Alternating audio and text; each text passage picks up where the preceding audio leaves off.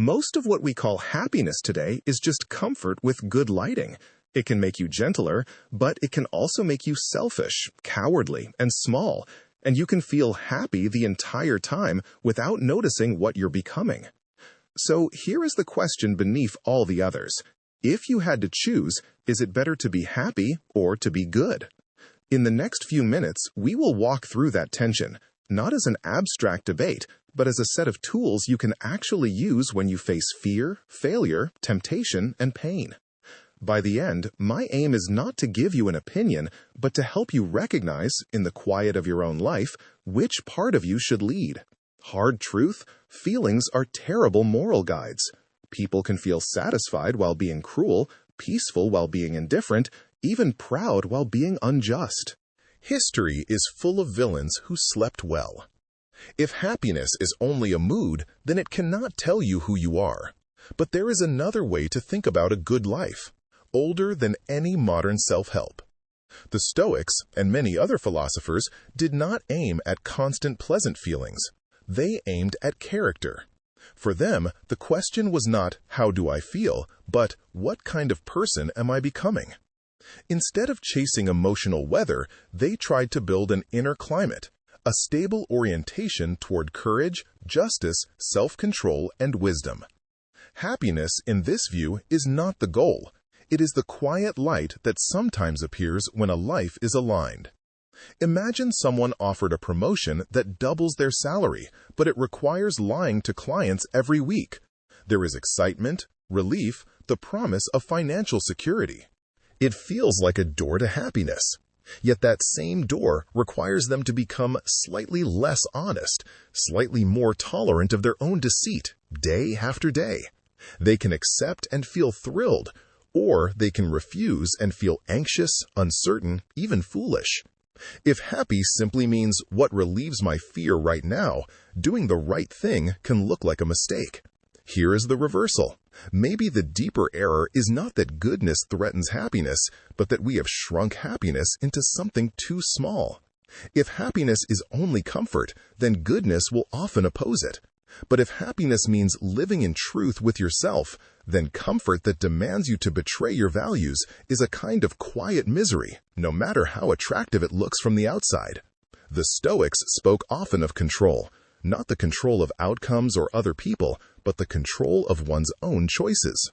You cannot guarantee that your efforts will succeed, that others will understand you, or that circumstances will be kind. But you can decide, in each moment, whether you will act from fear or from integrity. The more you practice this, the more a strange kind of freedom appears. You may not always feel happy, but you not have to be owned by anxiety. Think of a parent awake at 3 a.m., exhausted, holding a crying child. In that moment, happiness does not look like joy or contentment.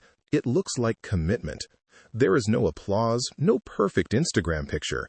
There is only the decision to stay, again and again, because love has taken the lead. Years later, when the child is grown, that parent might remember those nights not as happy, but as deeply meaningful. The feeling came second. The goodness came first. Another hard truth. Much of our fear is not fear of suffering. It is fear of being less comfortable than others. We dread the awkwardness of saying no, the unease of being different, the silence that follows when we refuse to join in gossip, the anxiety of walking away from easy advantages. So we tell ourselves that a balanced life allows small compromises. We call it flexibility. But sometimes it is simply the avoidance of pain. Imagine a friend who finally decides to set a boundary with someone who constantly disrespects them. The conversation is tense. The other person reacts badly. For days, our friend feels guilty, wonders if they were too harsh, worries about being seen as difficult. There is no immediate sense of happiness. But beneath the discomfort, something else is growing. Self-respect, clarity, the understanding that love without self-betrayal is possible. In the short term, being good to oneself hurt more than staying quiet. In the long term, it opens the door to a different kind of peace, If reflections like this help you slow down and look more honestly at your own life, I invite you to subscribe and stay with this channel. And if a particular line or question here stirs something in you, share it in the comments. Your perspective might be exactly what someone else needs to hear today. So far, we have mostly asked, what do I choose in small moments? Let us step deeper into the cost of being good when life becomes sharp and unforgiving. There is no gentle way to say this. Being good will sometimes break your heart. It will mean telling the truth when a lie would save you. It will mean refusing what you deeply want because accepting it would require harming someone else. It will mean standing alone when the crowd moves the other way. If your goodness never inconveniences you, it may be politeness, not virtue. The Stoics trained for this.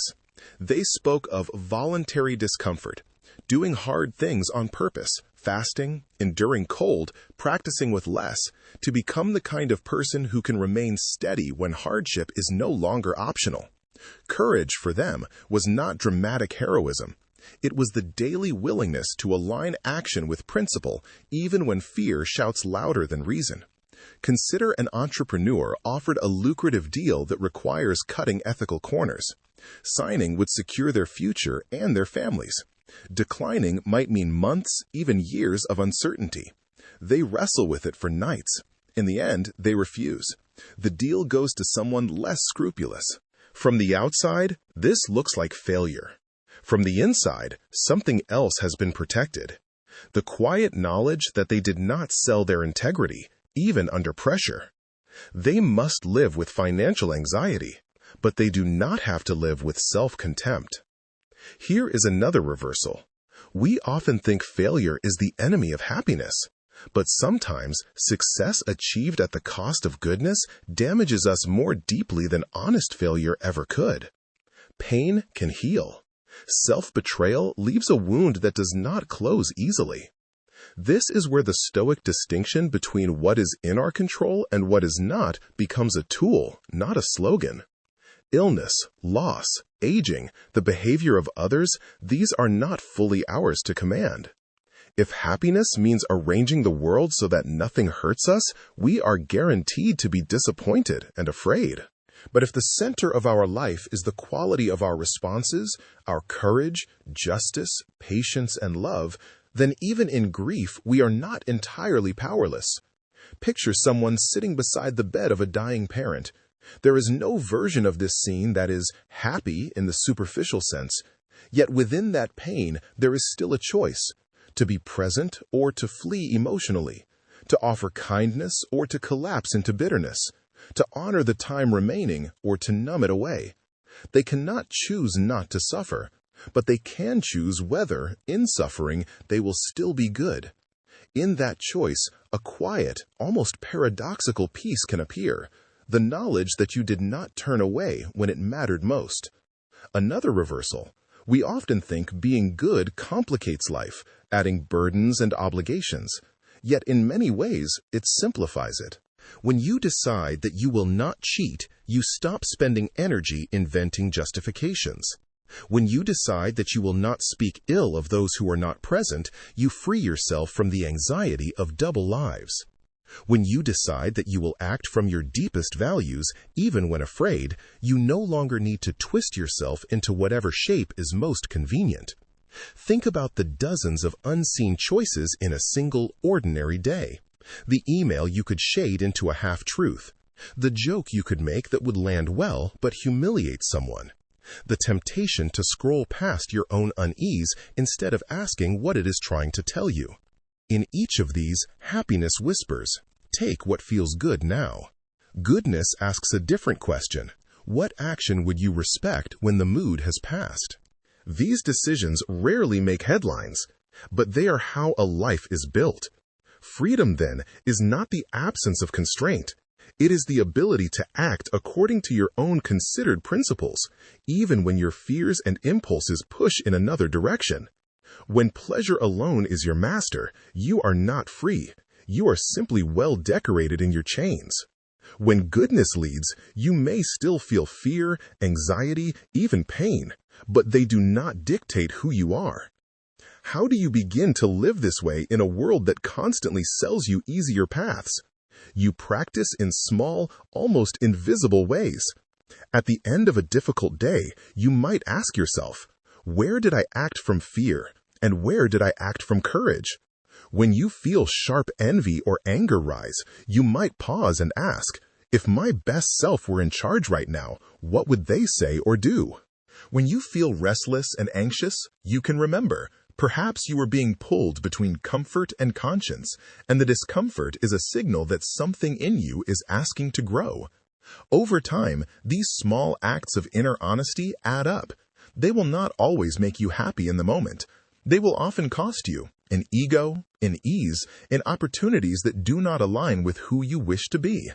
But they will give you something harder to describe and harder to shake, a sense that, whatever storms come, you are not entirely at their mercy, because you know which way you intend to face.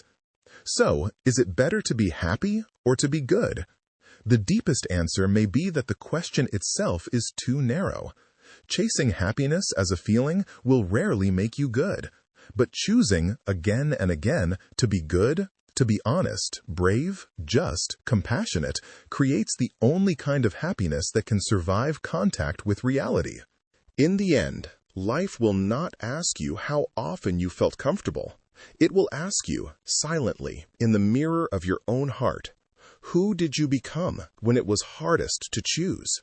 And in that moment, may you have the strength to recognize that the joy you were seeking was never separate from the goodness you were afraid to live.